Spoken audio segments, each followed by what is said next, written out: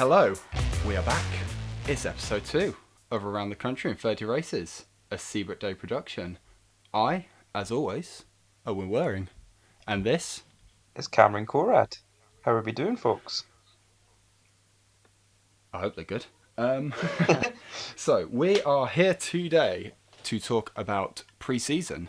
It is pre-season. It is that time of year, that boring, horrible, cold, miserable time of year, pre-season.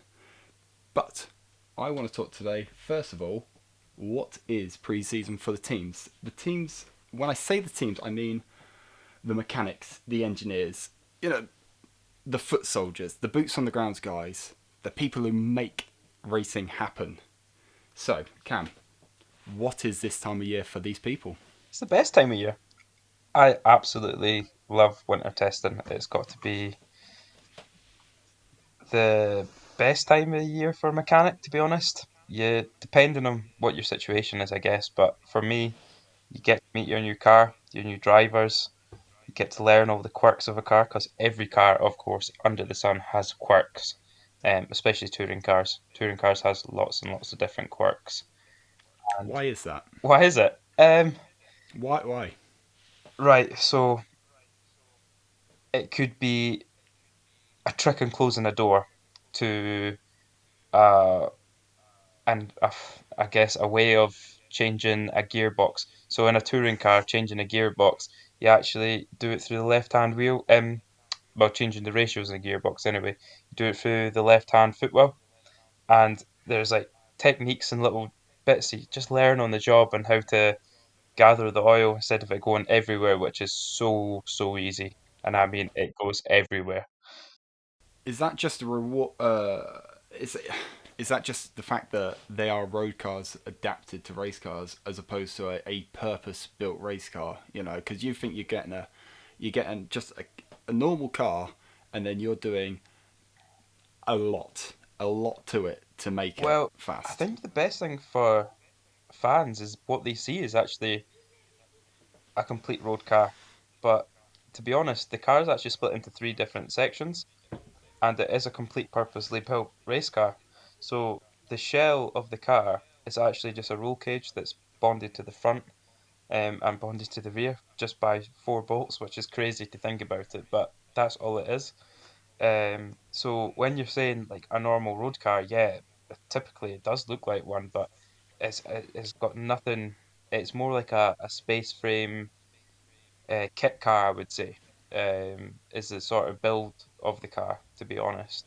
But what the teams are showing up. So when the team buys a brand new car, they if it's Hyundai, if it's VW or is Audi or wherever, what they're getting is a normal car that any old Larry off the street could just go purchase, and they get this car and they just rub their hands together and go, right, we're going to make this thing quick. Right. So that is like the perception of most people.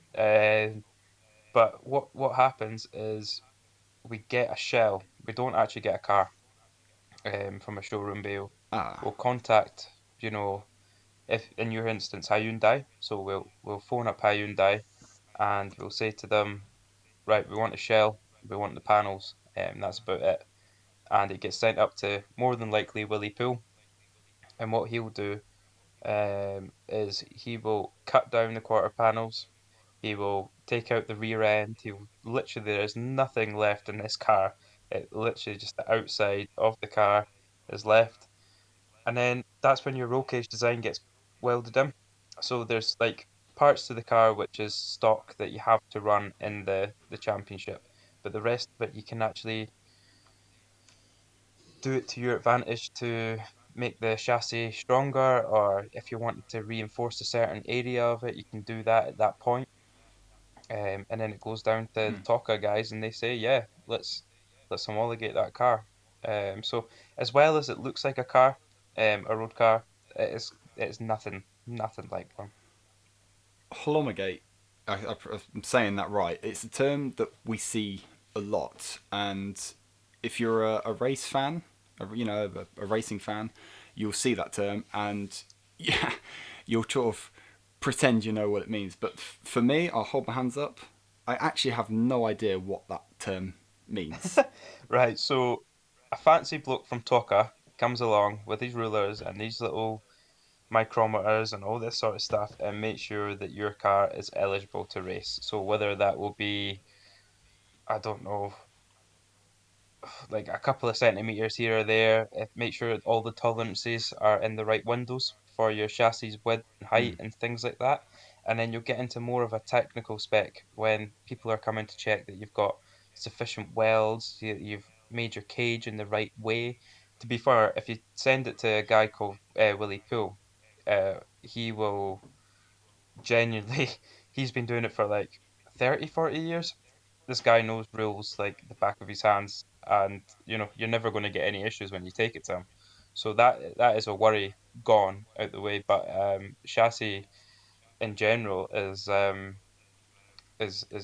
know it's just one of those sections that you don't really have to worry about, and it's only thing you do need to worry about is just making sure that the diameters are in for the specification. That's why you can't get your nice little Golf on the grid because it's too short.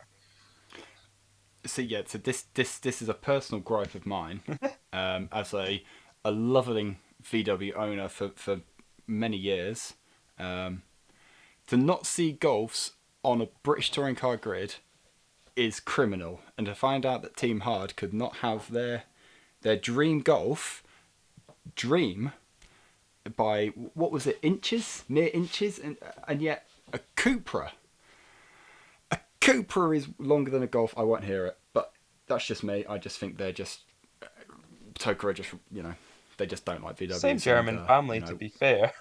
So it is, yeah, that makes it it's a worse. glorified Golf. I'll give you that. Glorified, Well, I think it just looks a little bit more sportier, doesn't it? glorified, It's not boxy as the Golf. mate. Just right. We're going to move on now because I might just stop recording any second. Anyway, so we discussed what preseason is for teams in a nutshell. But one fact of racing is that the fact that there is always teams at the front, there's teams in the middle, but unfortunately, and we don't always like to see it, there's teams at the back. It's fact. It's racing. But what I want to know is, for these teams who were propping up the foot of the leaderboards last season, what changes for them? Where's their mindset going in for a new season? Obviously, we're seeing, Team Hard, not to just drop them out there, but they were at the base of the grid last season. Maybe it was because of a slow car. Definitely wasn't the VW's fault. It's the way they adapted the VW. VWs are great. But that car won stuff, okay? It's their fault. But Savage. they've got the disgusting looking Cupra, boxy horrible thing. They've got that. What's their mindset going to be for coming up? How are they going to ensure that car is going to be at the front of the grid, Personally, I actually think that Team Hard's running way, way behind schedule. Uh, if I was in charge of that team, those cars should have been back prior to Christmas time. Yeah, But they're a good, they've been in it a long time. I mean, is there what could be causing a delay? I think that they've just got their hands in too many pots with what they're doing. They're doing TCR, they're doing Golf Cup, they're doing a bit. If there's a championship, Team Hard's doing it. Um, Mm. and they've got Well, they're in the Carrera Cup now as yeah, well. they have got more cars than what they know to do with. And I think they've just maybe lack of staff, focus has been less elsewhere. But yeah, they should be out Is testing. is that a COVID thing? I mean, we see that Sicily have got their free series up and, well, we say up and running. They've posted pictures, and that BMW does look No, beautiful, I think they were testing as they because do. from the photo, that to me looks like Tower Weston airfield. That Okay. photo that was taken, that to me, I know you could only see a little bit, but I've been up to Weston uh, too many times to know that I think that is that's where they were. So I think they must have had that out for a wee run, pre-delivery run, making sure everything works. So That car hasn't come from WSR though. I mean, I remember the team principal or manager, forgive me, from Sicily was saying that this is our car. It's our project. So it hasn't come from WSR, has it? Even though I've seen activity on social media from WSR to indicate that maybe it was. Well, I don't it know. it, it was from WSR. It was the car was given from, they'll be buying the car. They are the BMW manufacturing team, so they will be the ones selling Hmm. the car. It's the same in most championships. There will be a dedicated, just like if you're racing in GTs and you wanted a Ferrari, you go and collect your car from FF Corsa in Silverstone. Or if you are, um, it's like it's unlikely that you're going to be able to buy the car out the showroom, like you're saying. They will be purchasing that car from WSR pre-built. Um, What do a WSR gain from this, though? I mean, if they roll off a car which has already won a championship to Sicily, and they turn that thing into a speed. I mean, it's already a quick car, but if they can turn it into even quicker, do WSR stand there with egg on their face and go, "Oh, hang on, where does this benefit? Is if I mean WSR are a long-standing team. They've got manufacturer backing. Do they need the money? it doesn't actually affect WSR, if I'm completely honest. WSR has got the technical knowledge from years upon years upon years of rear-wheel drive experience and that car's experience. And when teams go and purchase cars like that, it's just like, for instance, Rory and the Honda back at AMD. They had the cars, they had the tools, they had the guys, but they didn't have the knowledge of the car. So that's why I'm saying every time these guys go to a circuit, they're learning as they drive. And teams are changing bits, bobs here, there, and everywhere, just trying to match them. So you'll see WSR up the front. Probably won't see Sicily, if I'm honest. You will. Adam Morgan's a great driver, but it is the knowledge of the car, and it's going to take time. You'll probably see Hmm. him 2, 3 years time being a front running car, but probably not anytime soon. So why would Sicily then, if they want to go rear-wheel drive, why didn't they take a similar vein to Laser Tools, where they just thought, right, it's rear-wheel drive. I mean, obviously they brilliantly got Ash Sutton in, but they went a different avenue because they saw a car they thought could be quicker. Why would Sicily then think, right, let's get a car we know is good, but we know we're not as good with. Surely it's a bit like BTC with these Hondas that, of Josh Cook has been sublime in that thing, and obviously Creasy with the Jack Sears, but they know they're not going to lay down as quick as pace as Camish. So it do you see where I'm coming from with this? Yeah. The short and curlies of it is they want a better car. Their A class wasn't doing Mm, anything. It was outdated. It was the end of its time, and it's sad. But it's beautiful. what you have to realize is they're hoping that they can go out testing. They've all got their car. You can go testing. They can find bits and bobs, but you will struggle to beat the manufacturer's team because they have everything on it. It's Laser Tools. It isn't another Infinity. It's a completely different setup, and you've got the god of rear-wheel drive behind the car, which is Ash Sutton. So, um, yeah, Yes, as the old Mr. Clellan would say, the guy's an animal. Literally, he he is. is an I animal. mean, It's if you ain't moving, I, you're getting pushed away. Like, I can't wait to see how next season shapes up after everyone was shocked. I think shocked was a good word to see how that Infinity rolled off at Donington. But I probably no I, more than I Aidan wouldn't mind. Moffat's dad's, right enough. I mean, I'm intrigued to see how Aidan Moffat gets on next season with that car. I mean, that's one season down with rear-wheel drive. He's got another one to go, or more to go, should we say? But he's on his second season now. It'd be so interesting to see how he's developed and adapted I have to his say, game in a proven car. from racing a rear-wheel drive car, myself, it has got to be one of the most unpredictable things in the world. It can be. My first ever race weekend in a rear wheel drive car went excellent. I think I qualified terrible. I think I was like second to last and finished the race in fourth. And that was just purely me driving this car to the edge of my limit. But when something happens in one of those cars, it is the most unforgivable thing in the world. There is nothing you can do. There is no one. no one that can help you save you. The car is going to kill you, and it might send you straight into a wall. It might spin you. There is nothing you can do to fix it. And I think that's when you see the racecraft of like Ash Sutton and Colin Turkington, and just look at it and just go, "How the fuck does that guy do that?" He's just going like I remember turning up. I raced against a guy called Stephen Daly, and obviously I've got knowledge of setting cars up, but I couldn't come close. I was looking in their engine bay every time I walked past. I was watching every setup change you'd done, sneakily looking at their tire pressures, everything, trying to figure out where I was going wrong. Oh, you naughty, I naughty. even went up at night time with a measuring tape and started measuring everybody's cars from the height, from the ground, just trying to see where I was going wrong. And there was nothing I could do. Couldn't. It was just down to this guy, just giving zero fucks and giving it his all.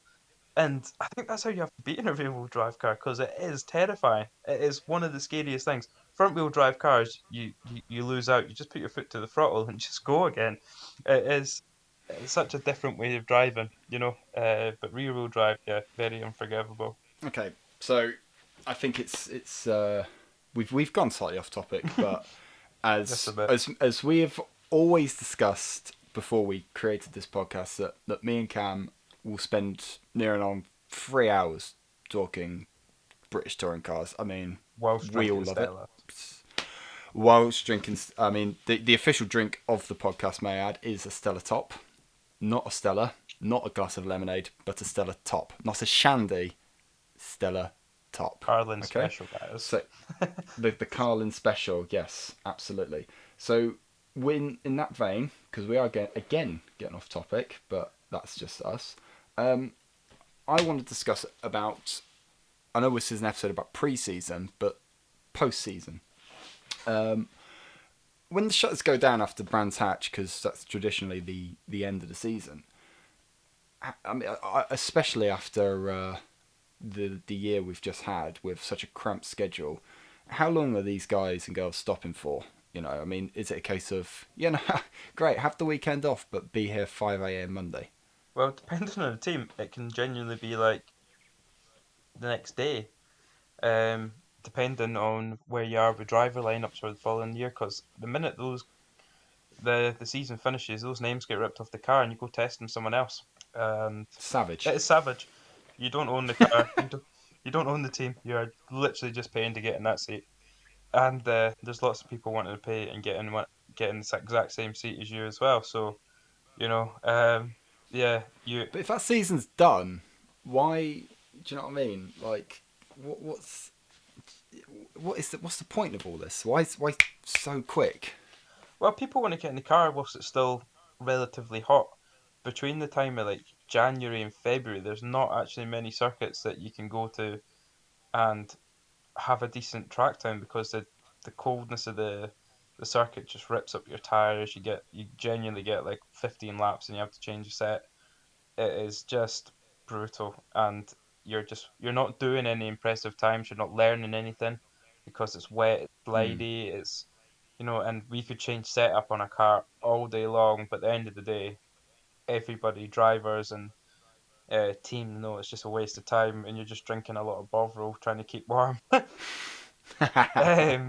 but yeah, the the short and curlies is yeah, you are going to the circuit the following week with a different driver, and you're trying to make use of like the warmth. And come March time, you're probably maybe middle of February, you are back out again, starting and driving, and it's good fun. That is when all the fun happens as a mechanic because you are, as I said previously, you are learning the car as a mechanic, and every engineer is actually different as well. Um, Hmm. it's so frustrating as a mechanic having an engineer that's very different to you. I personally, as a mechanic, I love to have things forward in advance. Not a lot of people know is I'm actually disabled. I've got this horrible, weird, mucked up brain because I've got dyspraxia, and I do things back to front and forward to back. it's something I overcame when I was younger, but I like to have as much time as possible before making a change, and it doesn't really affect me now as a number one mechanic as it did as a number two. But um, I like to have like heaps of time, but unless it is something so unexpected that we need to change on the spot, like we need to go one click on a damper or something like that, that's easy. But if your engineer comes round and it's like, right, we're lowering the suspension, 6 flats, and the car is literally on its way into pit lane, you have no idea how much time you have to grab all your tools, you have to organise what mechanics doing what. It is just a complete nightmare, and they think it's acceptable to do it, you know. And Mm. as a team, you have to you've got paying customers driving these cars. You need to be calm, collective, get all the jobs done as soon as possible and as professionally as possible. But when you get late calls, it's so hard to do that. And I've been blessed with really, really good engineers in my time. I've had a few that I want to strangle, but that's mainly in We won't name names. We won't name that's names. Don't mainly in worry. single seaters when all these young drivers are wanting like what Brats. No, I'm nah joking. I nah didn't say that. they're all wanting more time, and they're wanting more tires, and they're wanting more brakes, and they're wanting more this and that. And you know, single seaters is a hell of a lot more demanding. But touring cars in general is just a hell of a lot more work because there's a lot more of the car to work on. Um, but yeah, I completely off topic again, but Who yeah, cares? who cares? Um, Who cares? I enjoy the end of season. I think everybody does. Everyone enjoys winter testing, and most importantly, you get to know your team. Not a lot of people Mm. realize how important it is. Um, I've got, you know, I speak to everybody I work with from previous because it's not one of these places you can actually fall out with somebody. You know, you can have a right tough, but at the end of the day, you have to have your breakfast and dinner and lunch with them, and then spoon them in bed Yeah, when they you become get, family. you know, that guy that you've might have called an arse 15 minutes ago. You actually have to share a bedroom with him, and it's as bad as that. And Sean Hollenby had like the perfect pairing for me when I went to AMD.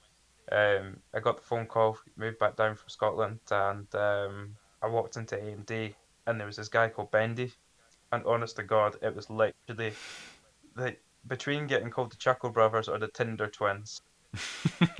It was Sean Hollenby's favorite thing. But honestly, from the minute I went to AMD, it was like the best team environment. You had me, Bendy, and Benson, which were there full time, and the banter was just unreal. And winter testing was just so funny because it would be the three of us, 4 cars, and it was just so much fun. Obviously, it was a lot of work, but you didn't really mind because the environment was so good.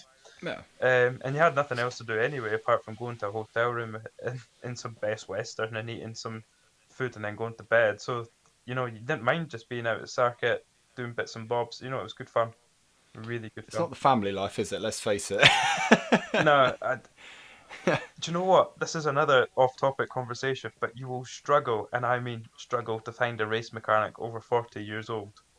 I don't know what Wow. happens to them. I have like I have wondered like They what get happens. Are they getting abducted or something? But like they get married. yeah, they get married. They're not allowed to go racing. That's one of the reasons I stopped doing it. It was just like, do you know what? I would love to have a dog. I would love to have a house. You know, And the official dog of the podcast is young Ollie Boy. yeah, all of it. He's currently looking in discontent at Cam right now because he's not being fed, Or what? but that's all right. And I'm wearing his favorite chew toy. So, which is the Good lad. headphones. But yeah, so we should probably go back to topic now. But We yeah, should.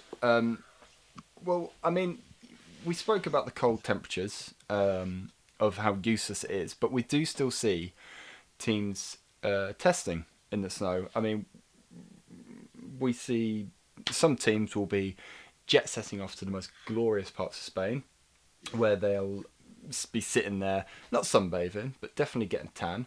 While we'll see other teams just chilling by the track with a nice cup of Bovril. But what's if testing in the cold is a bad idea, why is everyone not just shooting off to Spain? The answer to that question is really complex. Um, some people go to Spain because they want to try and get tire temp and they want to make sure that it's a realistic environment because over in January time, December, Spain is pretty much like us in like the heat of fucking summer. And it's not comparable though. And that's what the answer really is. You can go to Spain, you can go and do as many runs around Catalonia, or you can go to Almeria or somewhere like that. But it isn't comparable if you're going to be racing at Knockhill or you're going to be going to Alton Park because these circuits, they are warm, yes, but track surface is completely different. It's not as lovely as the British circuits may be. The tire degradation will just be completely different. And then those circuits, you will struggle to find a circuit like Knockhill or Alton Park at um, at places like Spain because they're not undulating, they've not got sharp corners, they're all quite smooth, long runs meant for single seaters and things like that. It's just not good. So when you're talking about people coming to Scotland and going testing in the UK, they are doing it purely to get seat time at the circuits they're going to be in. It might be cold and it might Mm. be a waste of time for that, but what we can do is we can put the setup on the car that we would use at a race weekend, and then we can go from there. For instance, when we went up a few years ago to Knockhill, I was actually running Rory, and we were up there testing, and we managed to actually set the track record in testing. So it does have hot and cold benefits, but at the end of the day, nothing's going to prepare you for racing like getting your bum in the seat at the circuit. Simulators are So good, would but you say that these getting a driver used to the tracks that they're actually going to be driving on competitively is more beneficial for the more up and coming drivers? I mean, assuming that anyone up and coming in the British touring cars has probably already done the calendar already in the sports series, perhaps, but mhm.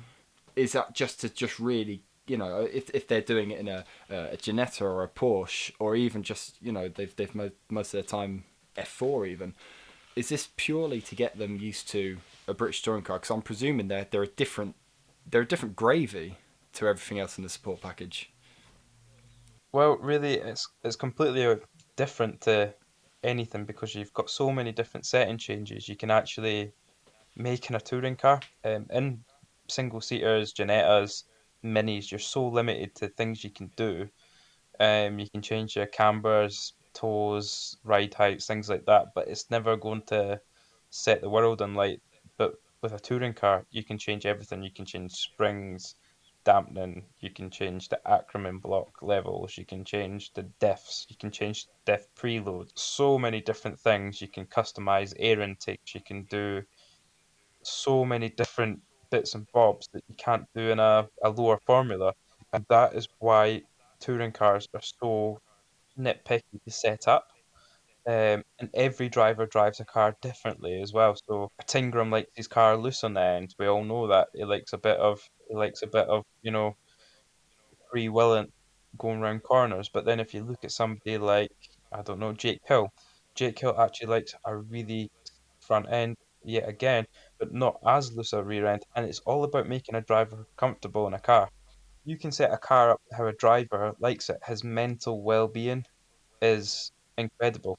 Driver's going to hate me for this next bit. I do apologize.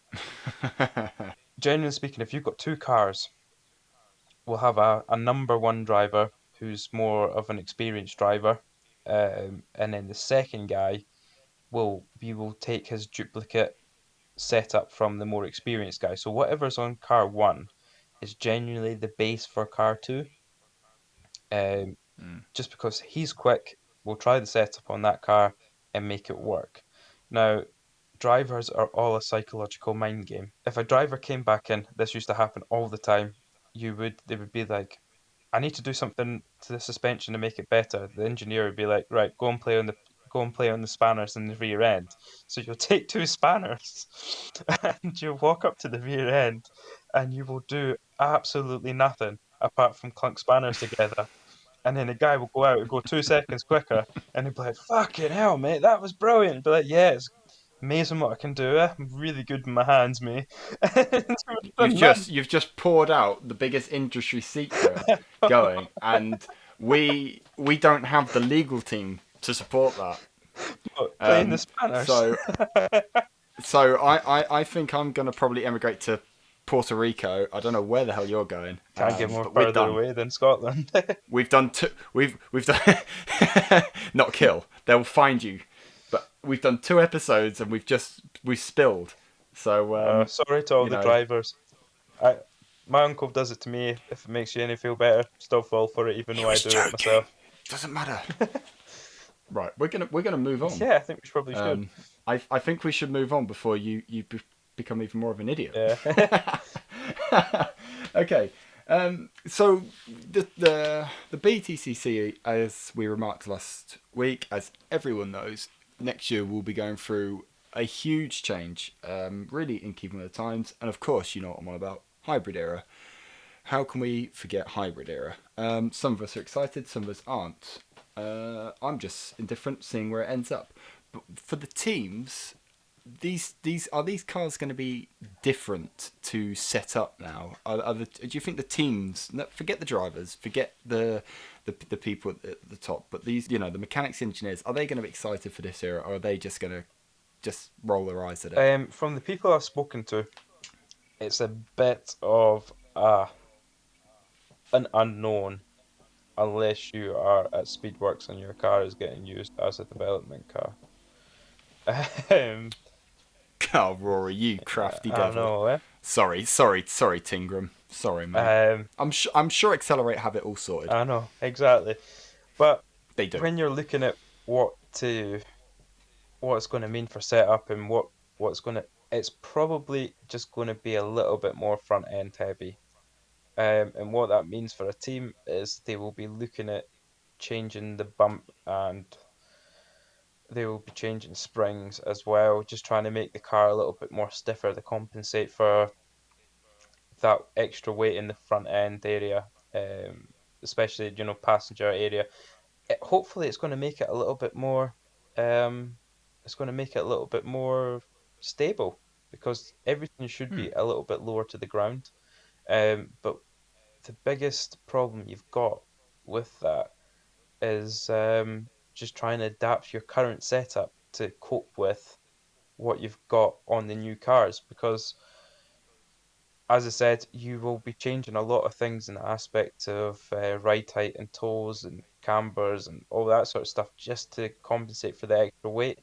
But when it comes to things like getting ballast and stuff, you're not going to have to worry anymore. So one setup will do the trick, which will be probably really nice for teams. I know for mechanics it's going to be a lot less work, but for teams I'm not too sure what their opinions is, because I've not spoken to many people about it, to be fair.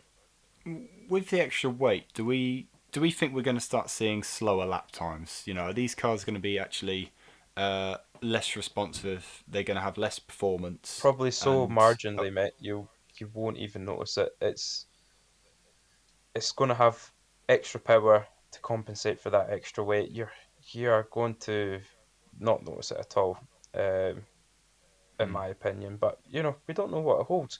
You could probably find that for such an undeveloped car that's going to be coming to the grid, we could have a lot of mechanical failures coming on, which is always good. Then that would shake everything up. You hear Tim Harvey going, "Oh, it must be a wishbone snapped," when it's really a drive shaft and things like that.